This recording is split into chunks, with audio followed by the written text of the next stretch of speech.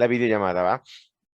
Recuerden que las preguntas de hoy son 5 preguntas del tema de la sesión pasada y 5 preguntas de la sesión de hoy, con lo que podemos repasar la sesión anterior y ver cómo nos fue con la visualización de los videos de hoy, ¿va? Del laboratorio de leucocitos. Comenzamos con estas 10 preguntas. Recuerden que al finalizar también les voy a colocar el Kahoot de reposición para que todos aquellos que tengan problemas de conexión o se desconecten durante el proceso puedan realizarlo de nuevo. Y aquellos que no pudieron asistir por alguna razón, les voy a poner el Kahoot de reposición en el chat de Telegram, no se preocupen. Empezamos con eh, el Kahoot de esta sesión, que corresponde al laboratorio de leucocitos eritrocitos, ¿va? Índice eritrocitario que corresponde al tamaño del eritrocito. Triángulo, HCM. Rombo, hematocrito. Círculo, BCM. Y cuadrado, ADE.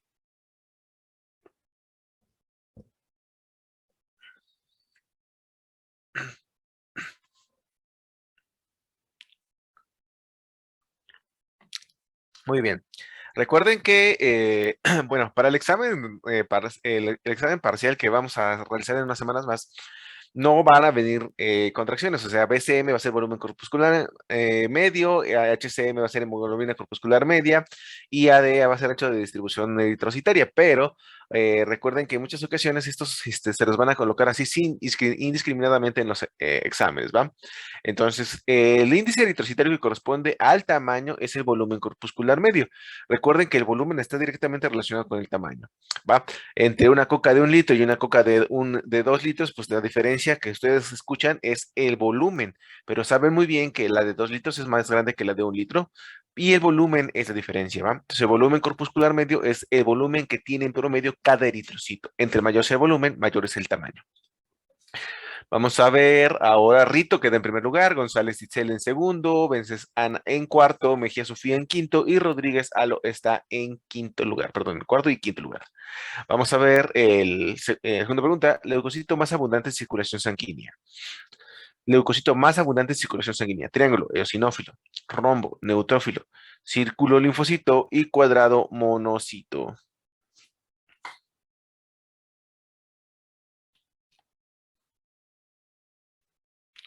Muy bien, 19 se fueron por neutrófilo. Recuerden que esta es la célula más abundante de circulación sanguínea.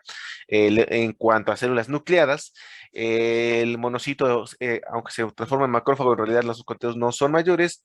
Los eosinófilos están tal vez los menos comunes y los linfocitos también. Entonces, la respuesta correcta era neutrófilo. Vamos a ver cómo cambia. Rito Arieta se mantiene primero, Mejía Sofía está en segundo, Rodríguez Salo está en tercero, Morales María en cuarto y Urban Paola está en quinto lugar. Vamos a ver la siguiente pregunta. ¿Qué célula blanca se observa en la imagen? Observa en la imagen qué célula es esa. Triángulo, un neutrófilo, rombo, un basófilo, círculo, un eosinófilo y cuadrado, un linfocito. La imagen que está enfrente de ustedes, ¿a qué corresponde?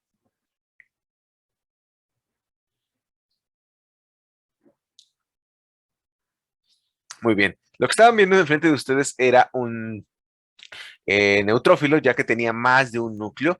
Recuerden que si la célula blanca que está enfrente de ustedes tiene varios núcleos unidos por pequeños cachitos o puentecitos de membrana nuclear, es un neutrófilo. Castro Carla está ahora en primero, Morales María está en segundo, Santiago Elena en cuarto, Acevedo Valeria en cuarto, perdón, y Rito Areta en quinto, y Castro Morales y Santiago en primero, segundo y tercero. Vamos a ver, cuidado con Álvarez Miguel, que subió 6 lugares en esta pregunta. Pregunta número 4. Leucocito que aumenta en una reacción alérgica. ¿Cuál de estos comúnmente lo van a encontrar elevado en una reacción alérgica? Triángulo, monocito, rombo, eosinófilo, círculo, NCAS y cuadrado, linfocitos.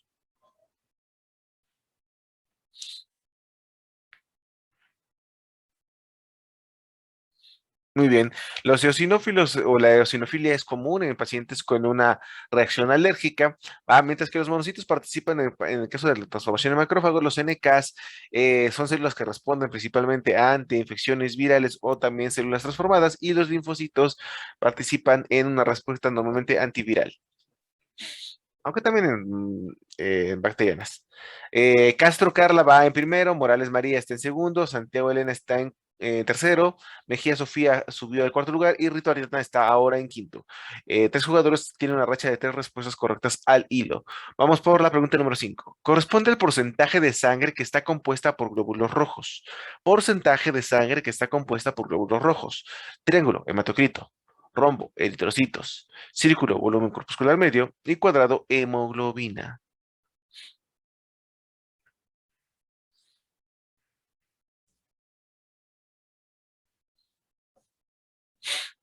Muy bien. Ya habíamos visto en la sección anterior que el porcentaje de sangre que corresponde a eritrocitos lo conocemos como hematocrito. Muy bien. Vamos a ver el marcador. Castro Carlos se mantiene en primero, Morales María está en segundo, Rito Ariadna está ahora subió a tercero, remontó, Rodríguez Alondra está en cuarto y Mejía Sofía en quinto. González Ciste subió 3 lugares en esta última pregunta. Vamos a ver cómo está el siguiente. ¿Qué leucocito se observa en la siguiente imagen? Triángulo, un basófilo. Rombo, un eosinófilo. Ah, Cuadrado, un monocito. Y círculo, un linfocito. ¿Qué célula se observa en esta imagen?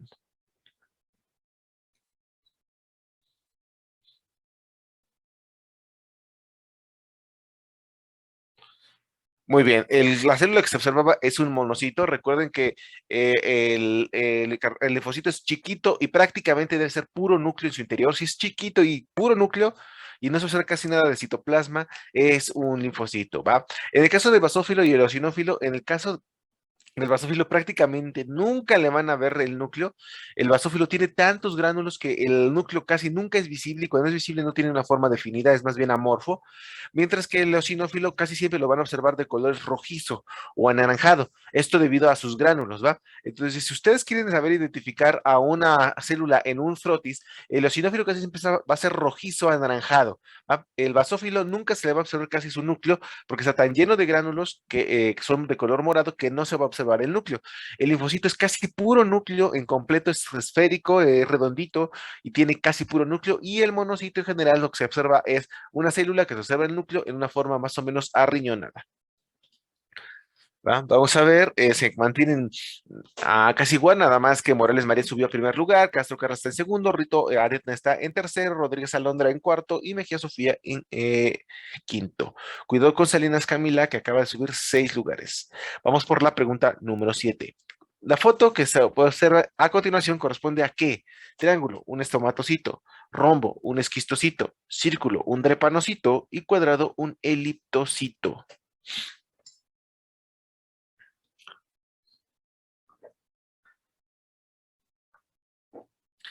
Muy bien, no es un drepanocito, que esta de hecho se repite del Kahoot de la semana pasada, por lo que sería muy fácil que ustedes la encontraran, ¿va? Recuerden que esa alteración en forma de célula en media luna o de os es conocida como drepanocito. Castro Carla está ahora en primero, Rito Ariadna está en segundo, Rodríguez Alondra está en tercero, Morales María está en cuarto y Mejía Sofía está en quinto lugar. Cruz José tiene una racha de 4 respuestas correctas al hilo. La esferocitosis es un ejemplo de qué? Triángulo, anisocitosis, rombo, mutación, círculo, poiquilocitosis y cuadrado y su forma.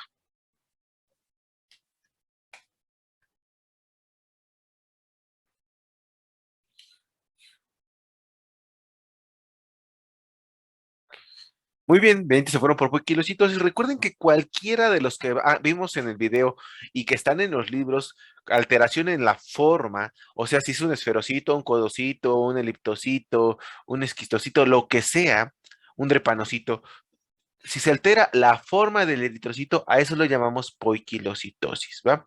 Entonces, no importa de qué alteración se lleva, se diga el nombre, es una poiquilocitosis si se altera en la forma, ¿va? Vamos a ver cómo cambia el marcador.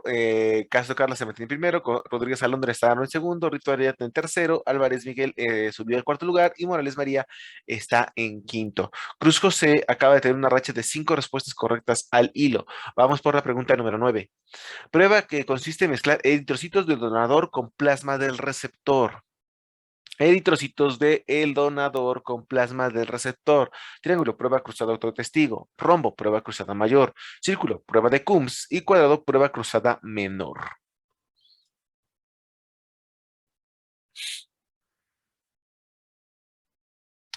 Muy bien, entonces es la prueba cruzada mayor. Recuerden que esta es simular que va a ser el plasma del receptor con los eritrocitos del donador y lo importante es que esta, que es la mayor, no sea reactiva porque entonces podría generar algún problema, ¿va?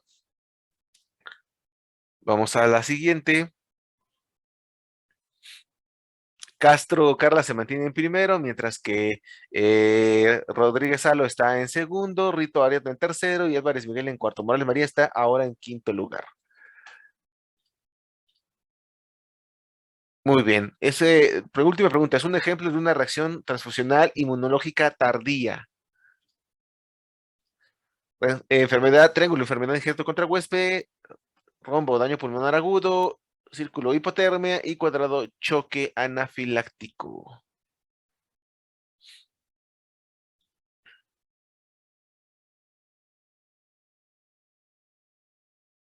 Muy bien, entonces tenemos aquí que la correcta es enfermedad de injerto contra huésped y pues recuerden que es una reacción transfusional inmunológica, o sea que la respuesta inmunológica es la que está alterada y esta es tardía, ¿va? Muy bien, vamos a ver qué pasa con el bendito marcador final. Vamos a ver que en este podium de la sesión, de esta sesión tenemos a tercer lugar a Rodríguez Alondra con 8 de 10 correctas, con 8 de 10 a Rito Arieta y 7.440 puntos y con 9 correctas de 10 y 7.644 a Castro Carla, que gana el primer lugar en esta sesión. Recuerden que, bueno, Santiago y Rojas están en cuarto y quinto. Recuerden que el primer lugar se gana un punto extra, el segundo y el tercero medio punto extra y que el primer lugar acumula un punto para el giveaway de sistema hemático que se llevará al final un regalo al finalizar el semestre. Vamos a ver cuáles fueron las preguntas más difíciles. Recuerden, aquí las preguntas más difíciles son las imágenes. Entonces, de nuevo, esta célula que observan aquí es una célula que tiene varios núcleos. Vean, uno, 2, 3, 4, 5, 6. Esta incluso tiene 7, ¿va? Esa célula, si tiene más de dos núcleos, entonces, si observa más de dos bolitas en el interior de la célula, este siempre va a ser un neutrófilo, ¿va?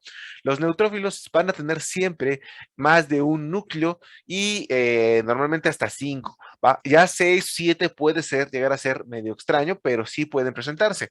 Mientras que el que se ven aquí arriba, recuerden, si la célula no se le observa el núcleo porque tiene tantos granulocitos, tantos granulos que no se les nota el núcleo, entonces ese va a ser un basófilo. Si los gránulos se ven de color anaranjado o la célula se ve tan anaranjada o rojiza por sus gránulos, ese es un eosinófilo.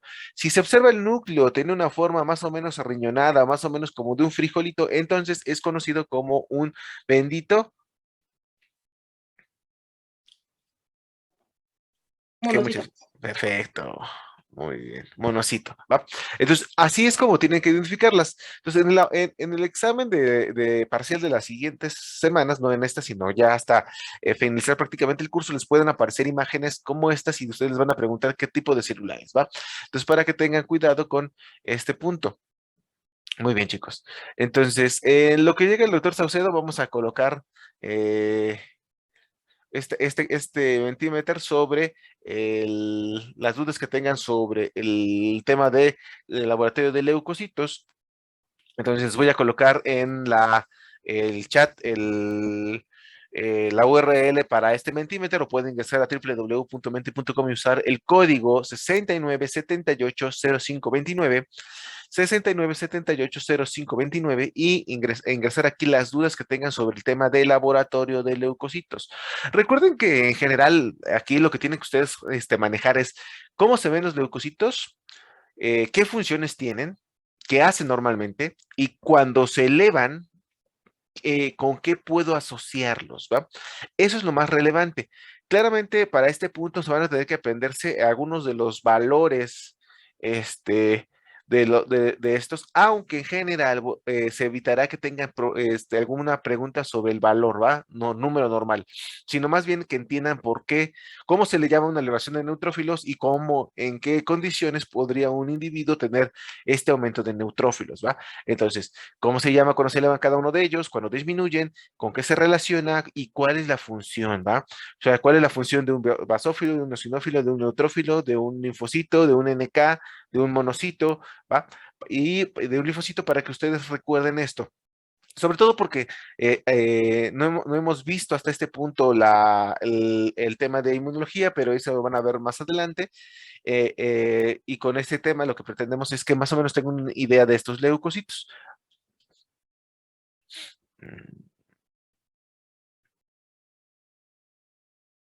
Va, vamos a ver.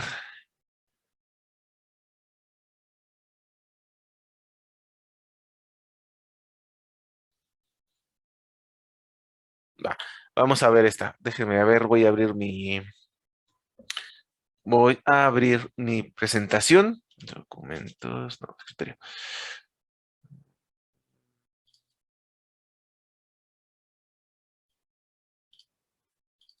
Ok. Vamos primero sobre la función de cada uno de estos y después vamos sobre la clasificación de los linfos, ¿va? Recuerden que esas son las características que deben de ver de cada uno, ¿va? Entonces, dentro de los granulocitos son aquellos que tienen gránulos en su interior, ¿va? Los granulocitos tienen gránulos y por eso se les llama así. También se les llama de otra manera, se les llama polimorfonucleares. Poli, muchos, morfo, formas, núcleos, núcleos. O sea, tienen los núcleos de formas muy distintas entre ellos, ¿va? Entonces, los neutrófilos tienen varios lobulillos. Los eosinófilos tienen un núcleo que tiende a ser más o menos redondeado, pero en la mayoría de los casos, este eosinófilo tiene un núcleo arriñonado, ¿va? Así como se ve aquí. Mientras que los basófilos tienen un núcleo que es amorfo. Ahora, los neutrófilos los van a observar así, van a tener varios núcleos, incluso pueden verse separados, como se ven aquí, ¿no? Pero en realidad no es que estén separados, no tienen varios núcleos, tienen un núcleo que se vuelve como un racimo de uvas, o sea, hace varias bolitas pegadas que se unen por varios conductos. Esta es la característica de un neutrófilo, ¿va? Ahora, en la particular, en el caso de los eosinófilos, el núcleo no se llega a ver, la mayoría de las veces no se alcanza a ver tan bien, pero sí se ven unos gránulos muy, muy intensos en color rojizo o anaranjado, ¿va? Estos gránulos rojizos o anaranjados son los que contiene el eosinófilo y son los que le dan su función.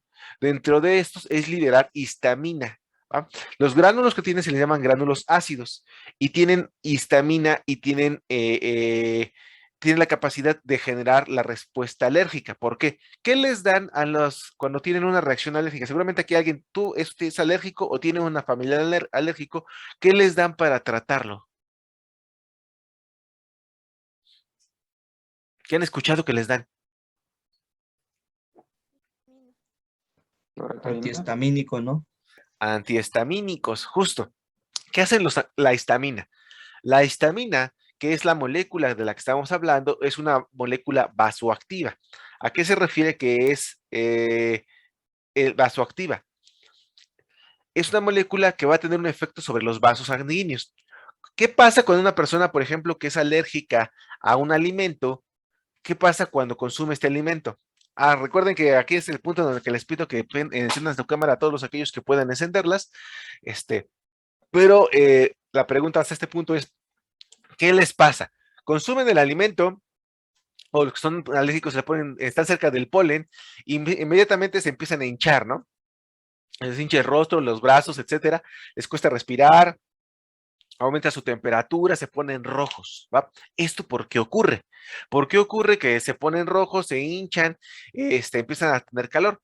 Los vasos sanguíneos en el sitio donde se tiene contacto con el alergeno, así se llama la molécula que son alérgicos, lo que va a ocurrir es que va a generar la liberación de histamina por parte de los eosinófilos, también por parte de otras células que se llaman mastocitos. ¿Va? Esto es lo que van a hacer es que los vasos sanguíneos que están en su tejido se hacen más anchos. Eso es cómo se llama, cómo se le llamamos cuando los vasos sanguíneos aumentan de tamaño. Vasodilatación. Perfecto. Vasodilatación. Los vasos se hacen más gordos. Como están más gordos, ¿qué pasará con el aporte sanguíneo al tejido? Es mayor. Es mayor. Eso va a aumentar la temperatura y le va a dar el color rojizo. Pero aparte de hacerse más grandes, de haber vasodilatación, recuerden que las células del endotelio vascular están unidas muy fuertemente, pero cuando existe liberación de histamina, estas uniones se relajan y esto permite que el líquido que existe dentro de los vasos se escape. Cuando el líquido de los vasos sanguíneos se aumenta el escape de los vasos hacia el intersticio, eso genera ¿qué? Ya lo vimos en una clase. Cuando el líquido Edema. se... Exacto. Eso se llama permeabilidad capilar. Aumenta la permeabilidad capilar y genera edema. Por eso el paciente con alergia se hincha, se pone rojo y le da calor, se pone caliente. Entonces, todo esto es producto básicamente de la histamina, que es liberada por los eosinófilos, también ciertamente por los mastocitos o células cebadas, aunque esos mastocitos o células cebadas en realidad tienen un origen mucho más complejo, ¿va? Eh, Ahora, en cuanto a los basófilos sí participan, también liberan histamina. ¿Por qué? Porque prácticamente estos los que hacen es regular a los eosinófilos. Tienen receptores, por ejemplo, para IgE, y la IgE es la que eh, la IgE es la inmunoglobulina que más comúnmente se asocia con una respuesta alérgica, ¿va? Entonces, si ustedes tienen una alergia, muy seguramente van a tener IgE elevada, ¿va? Es una elevación de IgE casi siempre está asociada a un fenómeno alérgico, a menos que también pueda haber un fenómeno de una parasitosis, porque recuerden que la IgE tiene como función, si no lo sabían, se los chismeo, la IgE responde a parasitosis específicamente por gusanos helmínticos, ¿va? Entonces, esos gusanos son atacados por parte de la IgE se les pega y entonces los basófilos y los eosinófilos se degranulan sobre el gusano, ¿va? Entonces, también esos participan en algunas reacciones alérgicas, aunque clásicamente los que más se van a elevar en circulación son los eosinófilos. Recuerden que son tal vez de los menos abundantes en circulación y se elevan rápidamente en presencia de una respuesta alérgica, ¿va? Sí, sí participan, sí, pero normalmente los que más se elevan en circulación son los eosinófilos. Ok. Ahora, en cuanto a los marcadores, los linfocitos T y se dividen prácticamente en dos tipos, linfocitos T y linfocitos B, ¿va? Los linfocitos se dividen en T y en B, ¿va? Entonces, aquí, quedémonos, los linfocitos T es en linfocitos T y los linfocitos se dividen en dos, linfocitos T y B, ¿va? Los T vienen del timo, por eso tienen T de timo. Recuerden que los vimos madurar en el timo durante la sesión número 1 que hablamos de órganos linfoides. Y los linfocitos B, ¿de dónde vienen? ¿Se acuerdan? De la médula ósea. Perfecto. Bone marrow, médula ósea. Los B vienen de la médula ósea y los T del timo. Ahora, estos linfocitos, todos los linfocitos, tienen funciones inmunológicas, mientras que los T se dividen a su vez en dos, los CD4 y los CD8. Los B, en general, los dejamos solamente como linfocitos B, ¿va? ¿Qué hacen los linfocitos B, muchachos? ¿Cuál es su función?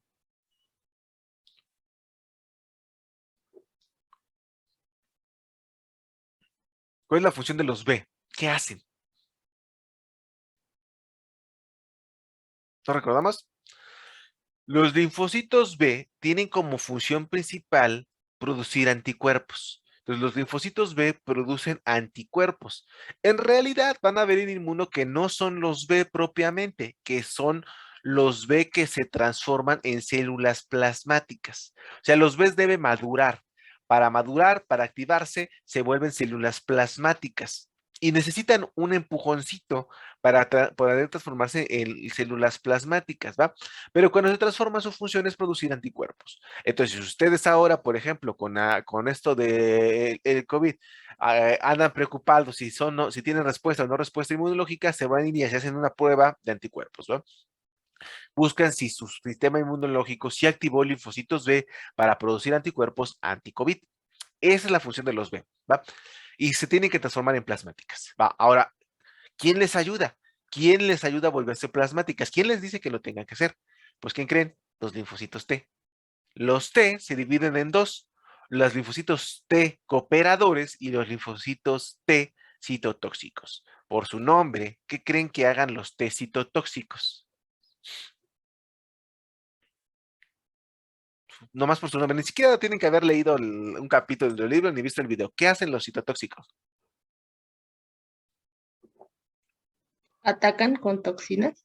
Exacto, muy bien. Así es, Esmeralda. Atacan con toxinas. ¿Y a quién matan? A las células. Por eso son citos, células tóxicos, les avientan toxinas. Perfecto. Por eso se llaman así. Esos sí son tóxicos de veras, no como su novia, novio o cosa que tengan esta semana. Estos sí son tóxicos, estos sí los pueden matar. Los linfocitos T citotóxicos, su función es ir y matar a las células infectadas, a las células que tengan infección por virus, van y las matan, las destruyen.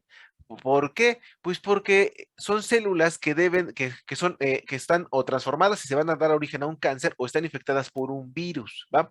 Entonces, ¿qué hacen o cómo le hacen las células para poder matar, ¿va? Lo que hacen es,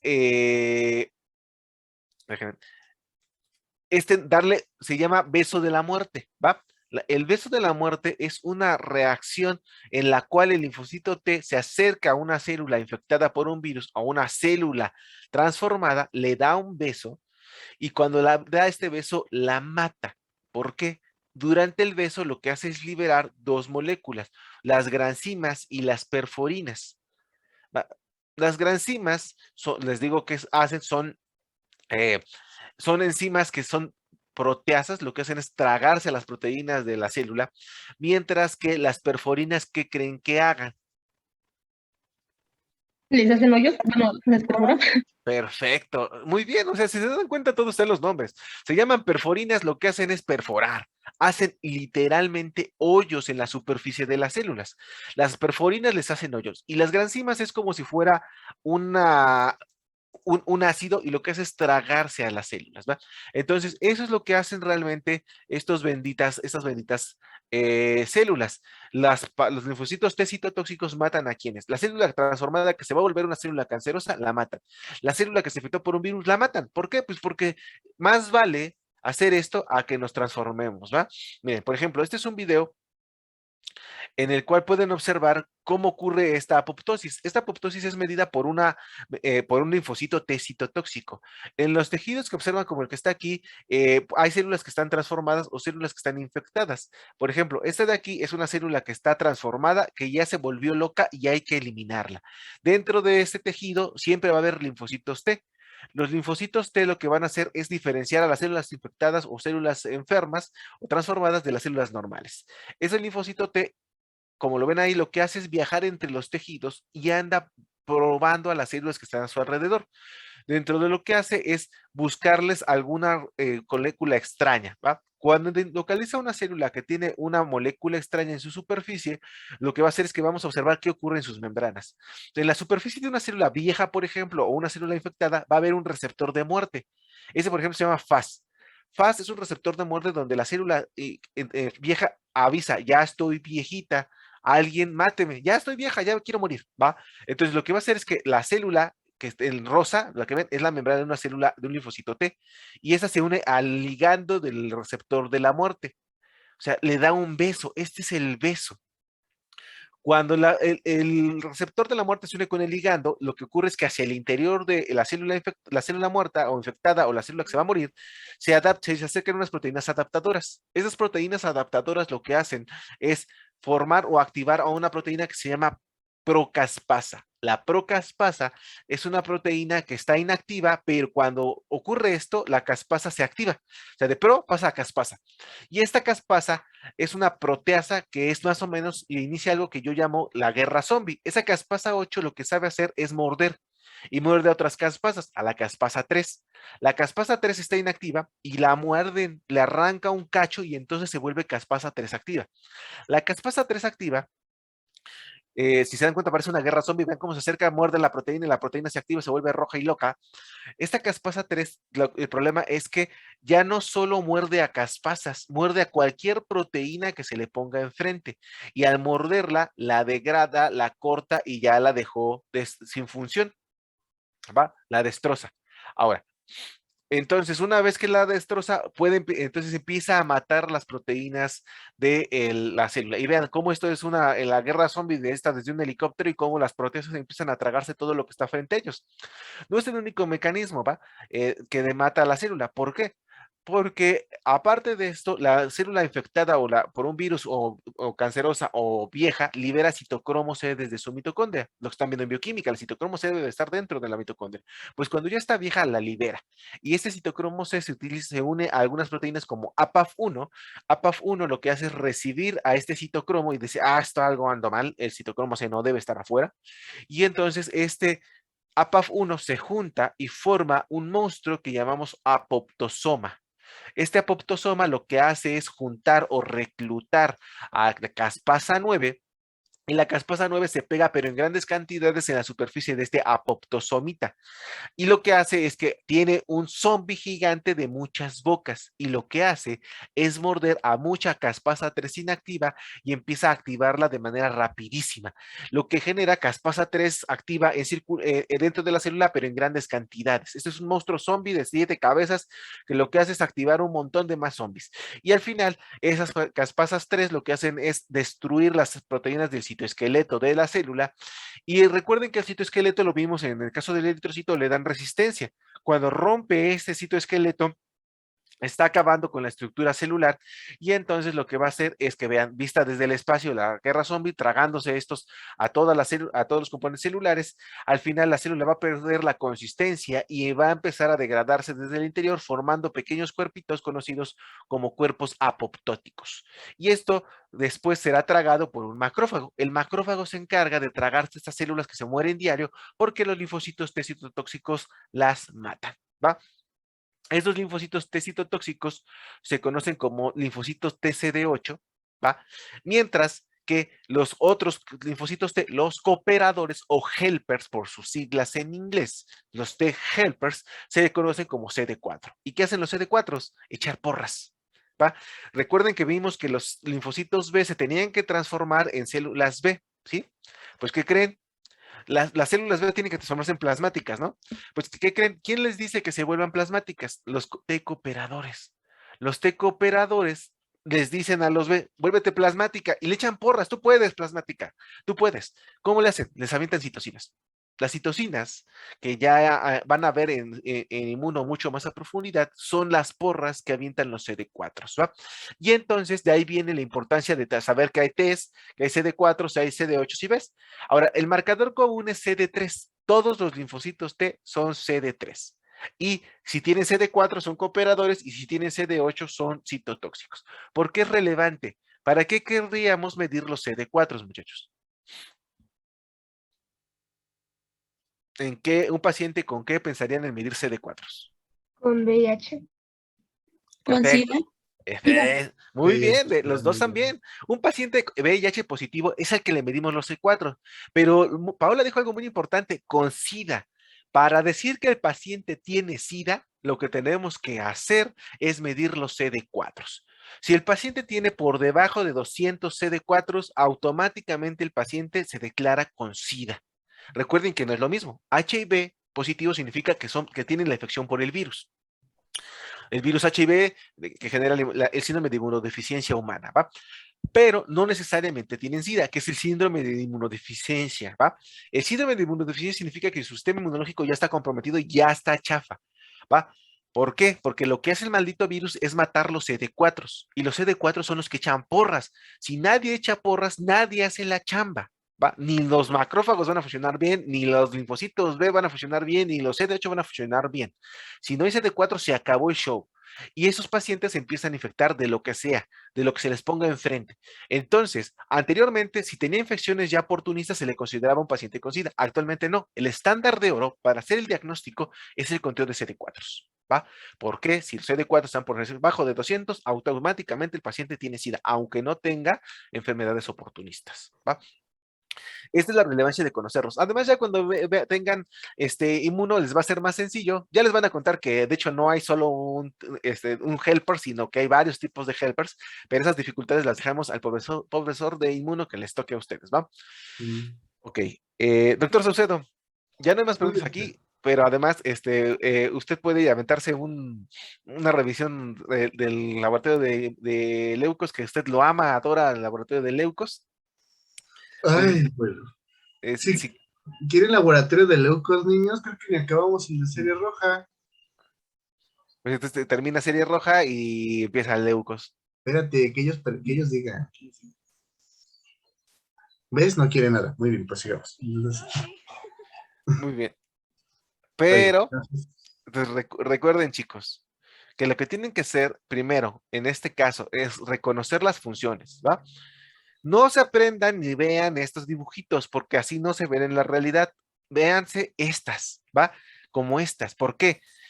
Recuerden, si la célula tiene gránulos en su interior y los gránulos son estos manchoncitos y tiene varios núcleos, es un neutrófilo. La función del neutrófilo es tragar, ¿va? Tragar y atacar con sus gránulos. ¿A quién? Principalmente a bacterias, ¿eh? Principalmente lo que hacen es destrozar bacterias. Entonces, si se elevan en circulación, ¿qué tipo de infección creen que tenga el paciente? Si se eleva un leucocito es porque hay un proceso de respuesta inmunológica, ¿eh? Si se elevó ese neutrófilo y normalmente lo que hace es atacar a bacterias, ¿qué tipo de infección creen que tenga el paciente? Bacteriana. Perfecto, bacteriana. Ahora, los eosinófilos prácticamente no se les ve citoplasma rosita porque todo se les ve rojo o anaranjado. ¿Por qué? Por una tinción. Ahorita el doctor Sauter les va a explicar por qué, pero lo importante es que esos gránulos les liberan histamina. Entonces, si se ven anaranjados, son eosinófilos. ¿Y qué? Los gránulos tienen histamina. La función normal es atacar a malditos parásitos helmínticos, o sea, gusanotes. ¿Va? ¿Por qué? Porque el macrófago, cuya función es tragar, y que no estaba en circulación normalmente, está en tejidos, ese macrófago no se va a poder tragar un gusanote enorme. ¿Por qué? Pues porque es un bendito gusano enorme. O sea, vean esto de aquí, cada bolita de aquí es un bendito eosinófilo, que es del mismo tamaño de un neutrófilo o un macrófago. ¿Ustedes creen que una celulita así se va a tragar este gusanote solito?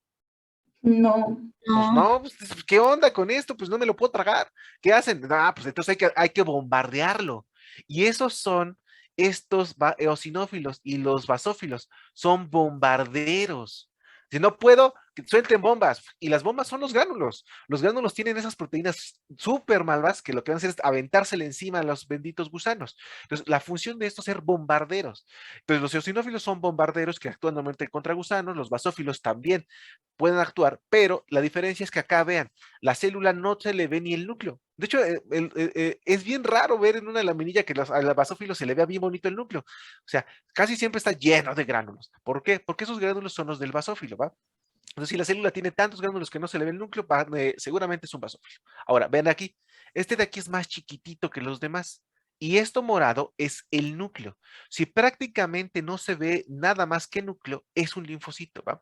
Definitivamente es un linfocito. Ahora, los monocitos tienden a verse más grandes, no se les ven tantos gránulos, vean, en comparación a los demás, y el núcleo también es bastante grande y masivo, ¿va? Moradito, en forma arriñonadita, y es más grande que el linfocito y comúnmente no tiene tantos gránulos, ¿va? Entonces es un monocito. La función del bendito monocito es estar en circulación. En realidad no sabemos qué hacen en circulación, ¿eh? ¿Qué hacen? La importancia es meterse al tejido y en el tejido, en cuanto entran, digievolucionan y se vuelven macrófagos. La función del macrófago va a ser, pues, tragarse bacterias cuando encuentre, poder destruir, tragarse los restos de células que se han ya muerto, como la que acabamos de ver que la mató un linfocito. Ellas se tragan los restos para que no quede pudriéndose ahí el cadáver. Eso es lo que hace, ¿va? Ahora, el linfocito, que es más pequeño, ese ya vimos que se vuelve o T citotóxico o linfocito B. En general, ustedes no van a poder ver morfológicamente muy claro si es B o T. Es muy raro. Se requieren muchísimos años de entrenamiento del ojo para diferenciar a un B de un T en una laminilla. Es muy, muy, muy tardado. Lleva años, si no le preguntan al doctor Saucedo ahorita, años para poder hacer eso. En general, se van a ver idénticos en una laminilla, ¿va? No sabemos si es B o T, pero es un linfocito. Ya sabemos que si es B, produce anticuerpos, si este mata a células infectadas por virus o a células transformadas cancerosas, ¿va? Entonces, prácticamente, si ustedes son capaces de identificarlos, son capaces de identificar, saber cómo se llama cuando se eleva o se disminuye y en qué procesos podría estar elevados los linfocitos T, en qué procesos podrían estar elevados los eosinófilos, en qué procesos podrían estar elevados los neutrófilos, con eso nos basta, ¿va? Para este punto. Claramente la hematología es mucho más compleja, tiene muchos más aristas, pero a este punto no vamos a hacer, no van a ser hematólogos después de este curso, ¿va? Entonces, doctor Saucedo, ¿qué le va? Espérame. Hay en lo que el doctor Saucedo, ¿ya vamos a empezar? ¿Ya tienes tu presentación? Ya. Ah, bueno, entonces dejo de compartir